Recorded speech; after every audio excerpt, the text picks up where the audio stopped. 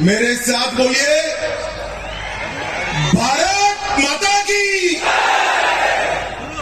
अरे भाई, कर्नाटक में पूर्ण बहुमत की भाजपा सरकार बनानी है या नहीं बनानी है?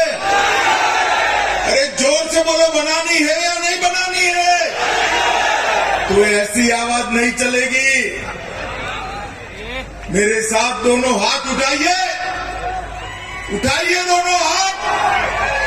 पूर्ण बहुमत की सरकार के संकल्प की मुट्ठी बीचिए और प्रचंड आवाज से बोलिए, भारत माता की, भारत माता की। मंच पर उपस्थित भारतीय जनता पार्टी के वरिष्ठ नेता और राज्य के पूर्व मुख्यमंत्री श्रीमान येदियुरप्पा जी,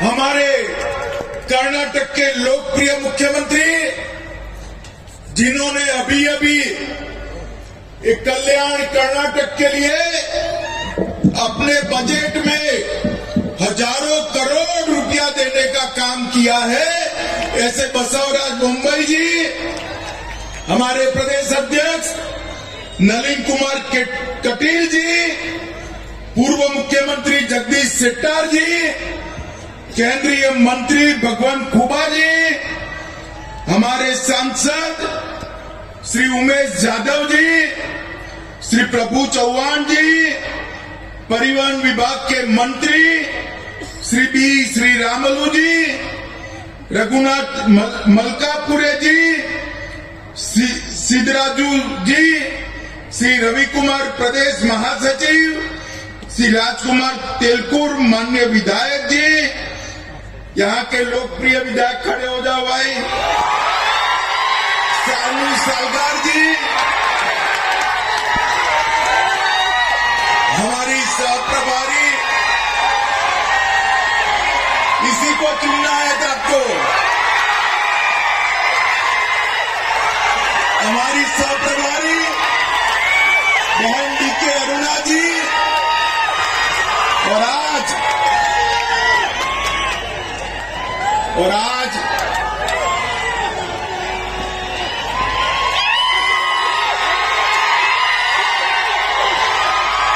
बोलो, भारत माता की, भारत माता की।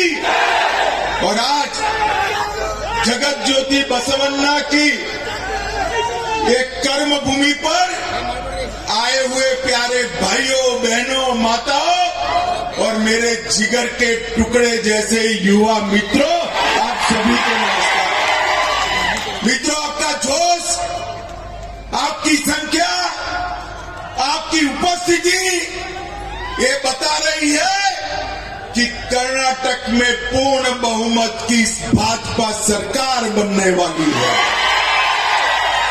कल ही कर्नाटक से हजारों किलोमीटर दूर उत्तर पूर्व में त्रिपुरा, नागालैंड और मेघालय, तीनों जगह कांग्रेस का सुपड़ा साफ हो गया। हारे तो हारे, ऐसे हारे हैं कि दूरबीन लेकर भी दिखाई नहीं पड़ते हैं। नागालैंड में 0 सीट, कितनी सीट? जोर से बोलो, कितनी सीट? मेघालय में 3 सीट, कितनी सीट? और त्रिपुरा में सिर्फ 4 सीट, कितनी सीट? अब मुझे बताओ भाई, कर्नाटक में इनकी सरकार बन सकती है क्या? जिस उत्तर पूर्व के लिए कहा जाता था कि भारतीय जनता पार्टी की वहां एंट्री नहीं हो सकती, वहां दूसरी बार तीनों जगह पे एनडीए और भारतीय जनता पार्टी की सरकार बन रही है। एक बार जोर से उत्तर पूर्व की जनता के लिए ताली बजाइए कर्नाटक वालों।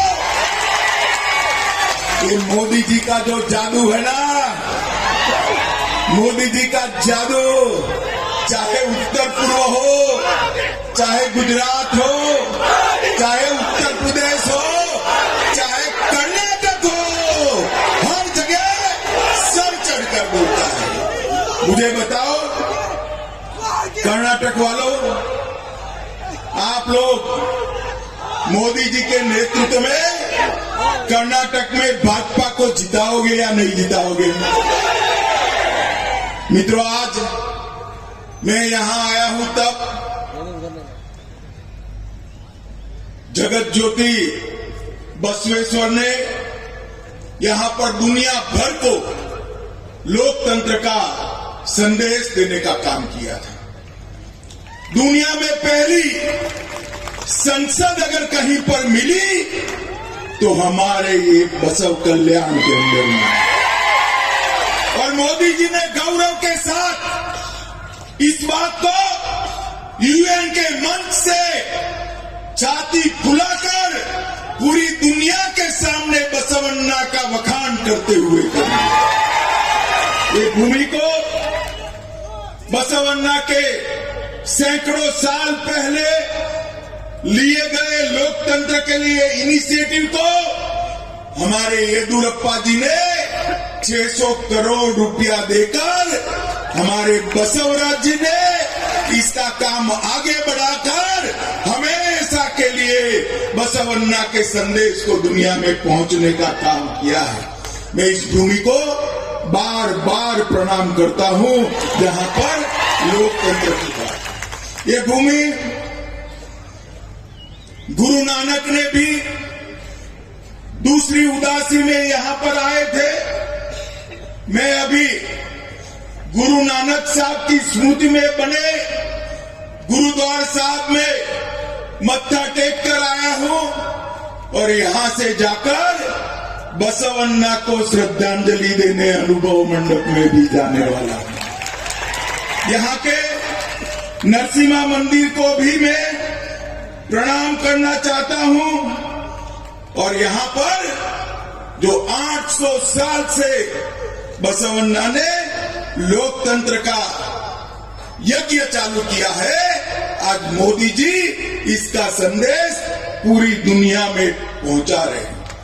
यहां पर हमारे लंबानी समाज के बहुत सारे भाई बहन आए हुए हैं। अभी दिल्ली में आपका एक कार्यक्रम था, उमेश यादव जी मुझे ले जाने वाले थे मगर मैं आया नहीं, पहुंच नहीं पाया। लंबानी समाज वाले को कहना चाहता हूं, हमारे उमेश जी इस चुनाव में मुझे कलबुर्गी ले जाएंगे, तब वहां कर सेवालाल जी महाराज को प्रणाम करने का काम करेंगे। माताओं, भाइयों, बहनों, आज यहां से विजय संकल्प यात्रा शुरू हो रही है। ये विजय जो है, जिसका संकल्प लेना है, वो विजय भारतीय जनता पार्टी का विजय नहीं है।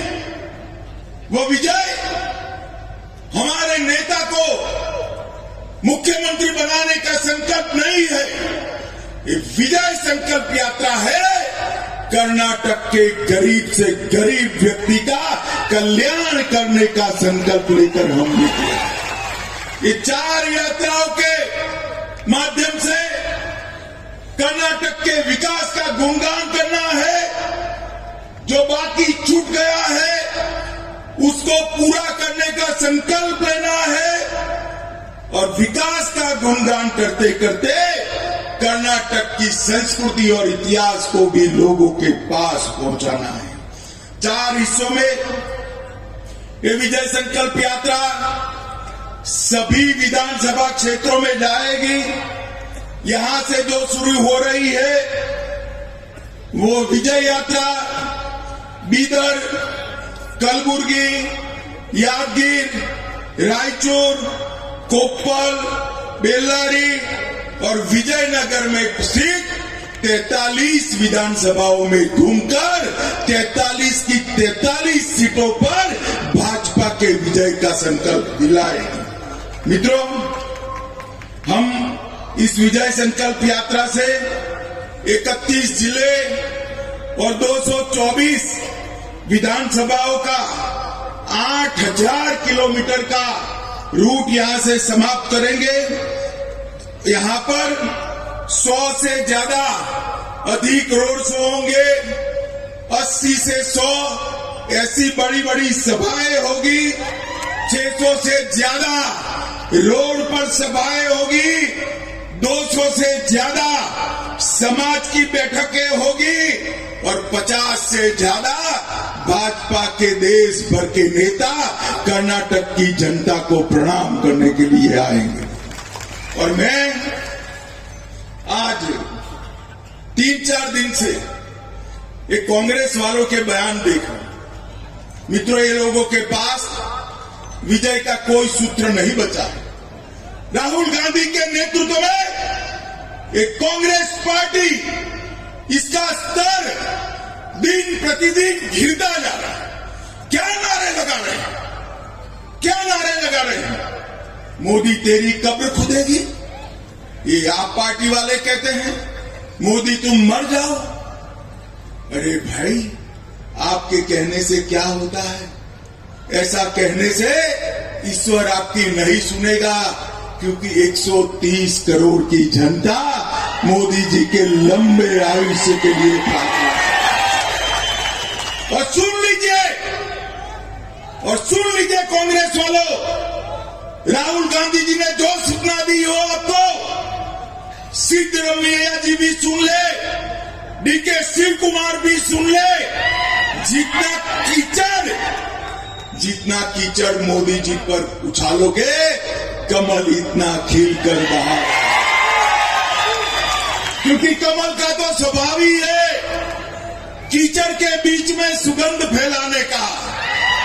आप जितना भी गाली मोदी जी को बोलोगे, कभी भी आप सफल नहीं हो पाओगे। मुझे बताओ भाइयों, माताओं, बहनों, ऐसी मोदी जी के लिए अपशब्द उपयोग करने वाली कांग्रेस पार्टी को वोट देना चाहिए क्या? जोर से बोलो, देना चाहिए क्या? मैं कहता हूं आप सभी को इस संदेश को कल्याण कर्नाटक के घर घर तक पहुंचाइए, जो विकास की बात नहीं करते हैं और समग्र दुनिया में भारत का यशोगान बढ़ाने वाले प्रधानमंत्री जी के लिए मरने की कामना करते हैं। ऐसे लोगों को राजनीति में जगह नहीं देनी चाहिए। माताओं, भाइयों, बहनों, आज मैं यहां आया हूं तब सरदार पटेल को भी आदर के साथ प्रणाम करना चाहता हूं कि सरदार न होते तो हमारा पहले का नाम जो था हैदराबाद कर्नाटक, वो शायद आजाद ही न हुआ होता। आजाद ही न। सरदार पटेल थे जिन्होंने हैदराबाद पुलिस एक्शन कर निजाम को घुटने के बल गिराकर देश को आजाद करने का काम किया है। और मित्रों, हमने इसीलिए कर्नाटक के इस हिस्से का नाम, जब येदियुरप्पा जी मुख्यमंत्री थे, तब हैदराबाद कर्नाटक से बदलकर कल्याण कर्नाटक करने का काम किया। इस समग्र क्षेत्र का कल्याण करने की जिम्मेदारी भारतीय जनता पार्टी की है। हमारी सरकार ने आर्टिकल 371J को रिलीजियसली पालन करने का काम किया है। हमारी सरकार ने पहले 3000 करोड़ रुपया दिया था स्पेशल पैकेज, और इस बजट में, जोर से ताली बजाना, इस बजट में बसवराज जी ने 5000 करोड़ रुपया देने का काम किया। मैं पूछना चाहता हूं सिद्धरमैया जी ने, कि आपने क्या किया था? आपने केवल और केवल दिल्ली के एक परिवार के लिए एटीएम बनकर भ्रष्टाचार का पैसा दिल्ली पहुंचाने का काम किया है। मित्रों, ऐसे लोगों को मौका नहीं देना चाहिए।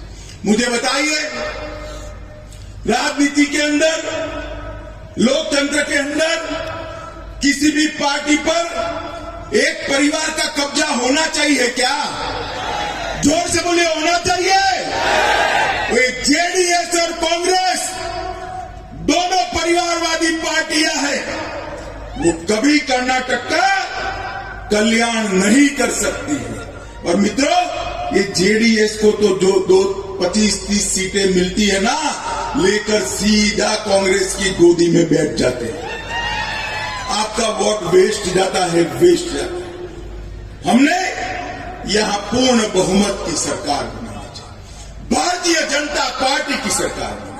एक और भारतीय जनता पार्टी की राष्ट्रभक्तों की फौज है, तो दूसरी ओर टुकड़े टुकड़े गैंग का समर्थन करने वाली है कांग्रेस पार्टी। एक और हम यहां पर रानी अबक्का, मतकारी नायक और केम्पे गौड़ा का सम्मान करने वाले लोग हैं, तो दूसरी ओर पीएफआई के आतंकवादियों को समर्थन करने वाली कांग्रेस पार्टी है। माताओं, भाइयों, बहनों, मैं आपको पूछने आया हूं, मोदी जी ने पीएफआई पर बैन लगाया, ठीक किया या नहीं किया? जरा जोर से बोलो, ठीक किया या नहीं किया?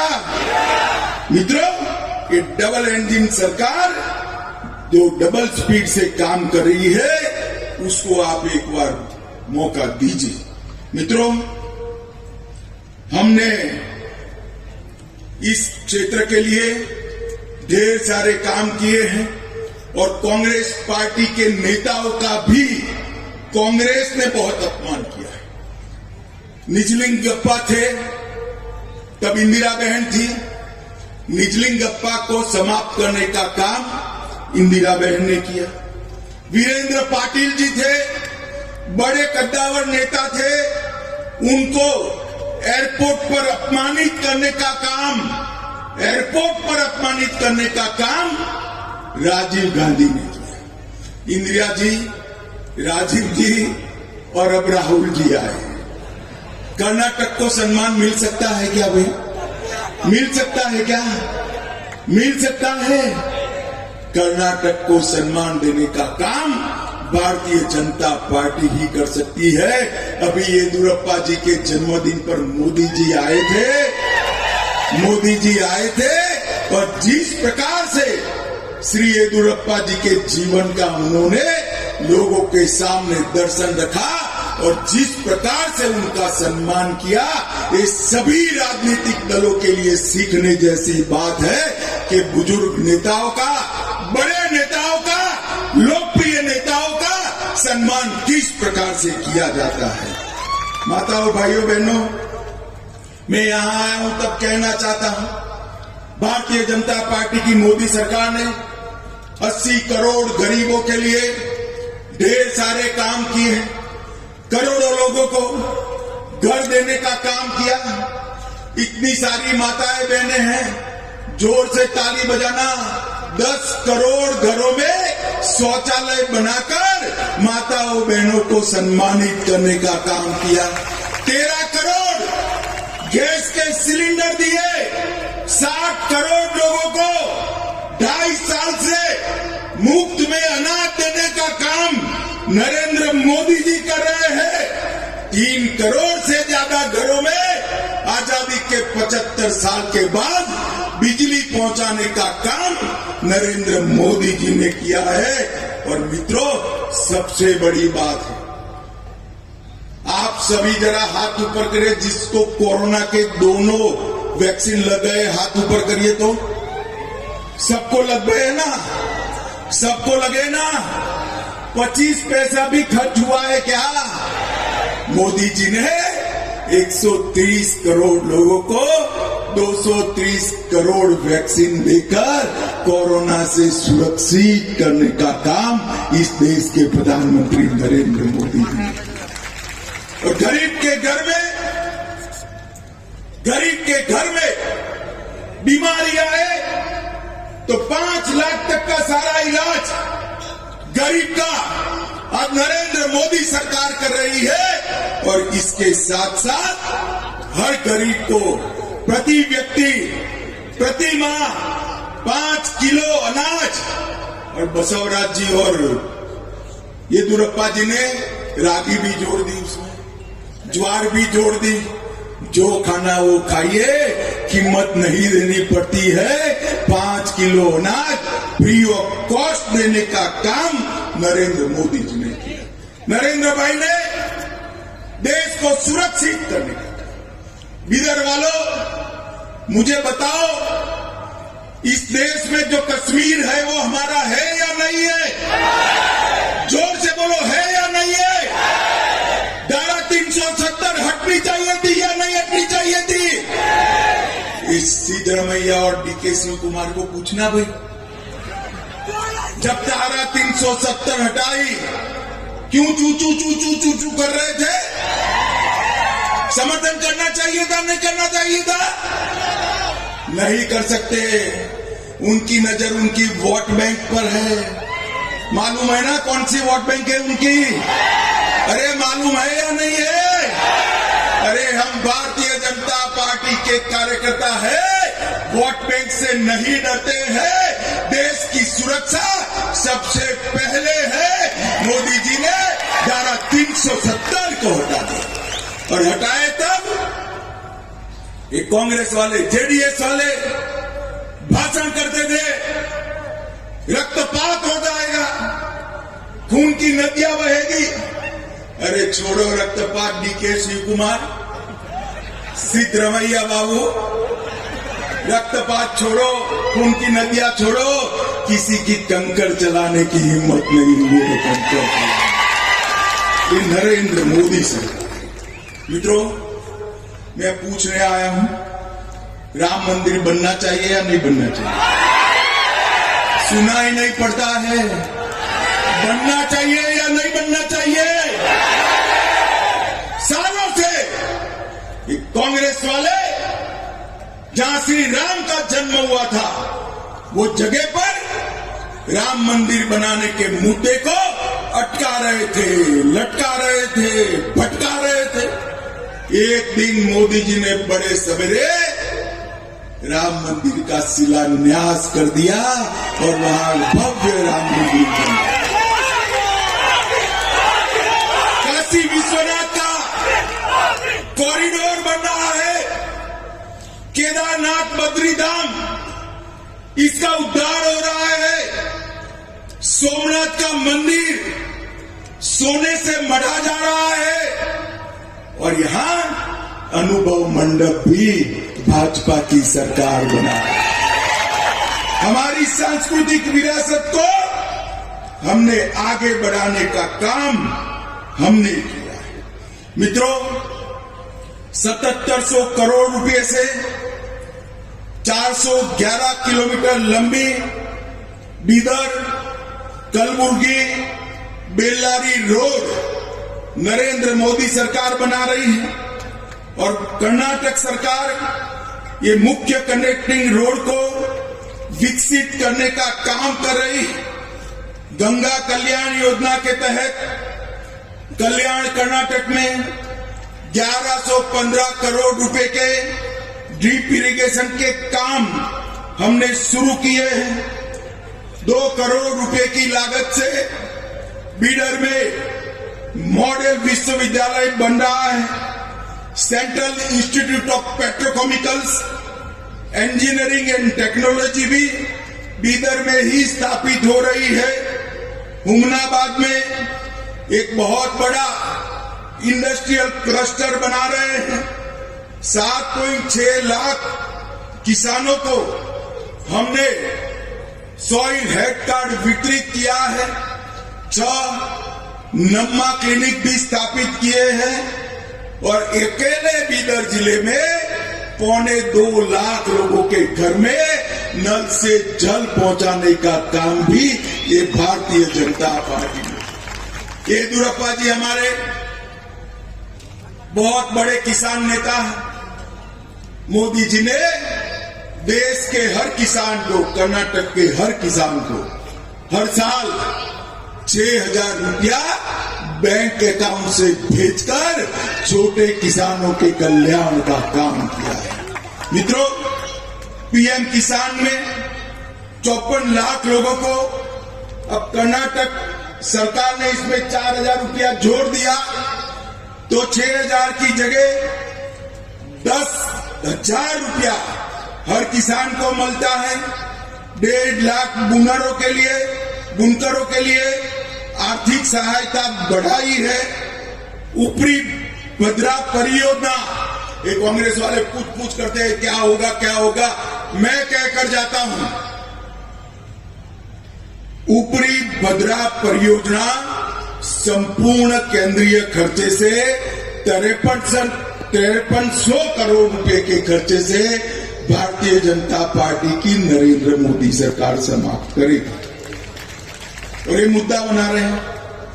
कलसा बंडूरी परियोजना 1,000 करोड़ रुपए से बसवराज जी ने शुरू की है। ऊपरी कृष्णा परियोजना चरण 3 5,000 करोड़ रुपए से चालू की है। इतना हॉल परियोजना 3,000 करोड़ से चालू की है।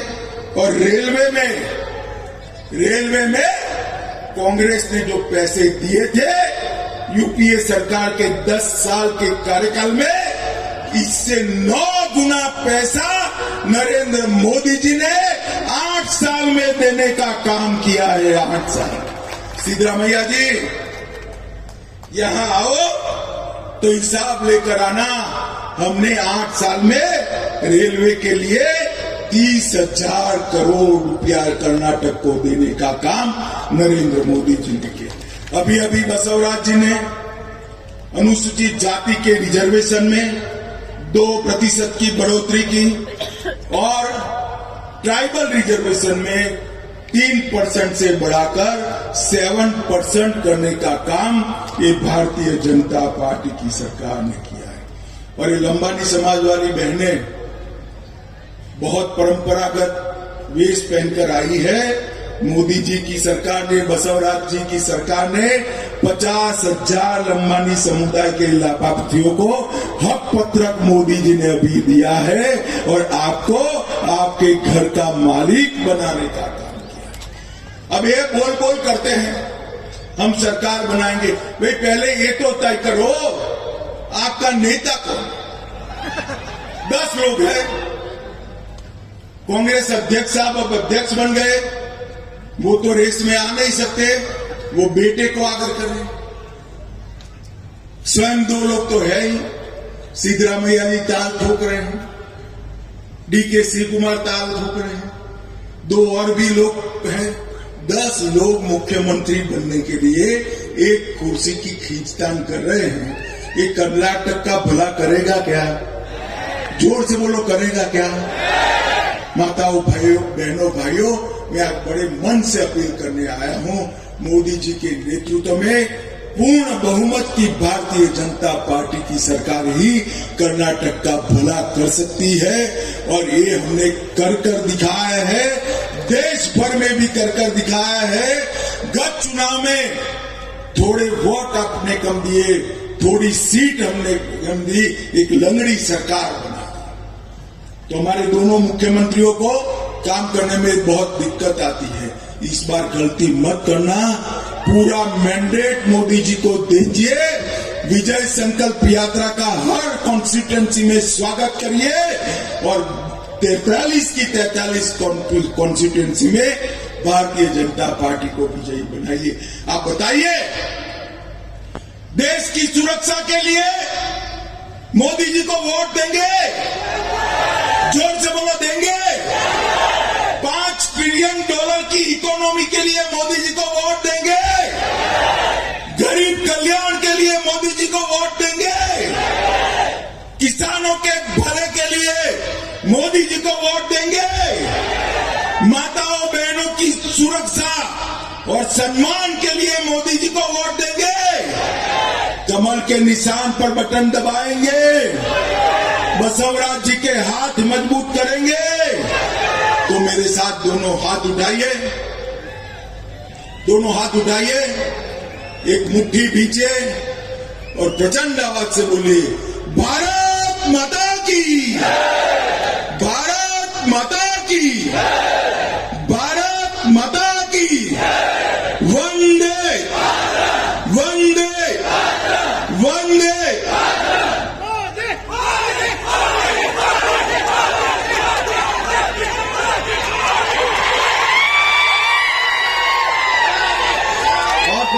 बाद माननीय गृह मंत्री जी को अब मैं जिले के अध्यक्ष शिवानंद मंटालकर से अनुरोध करता हूं कि धन्यवाद अर्पित करें।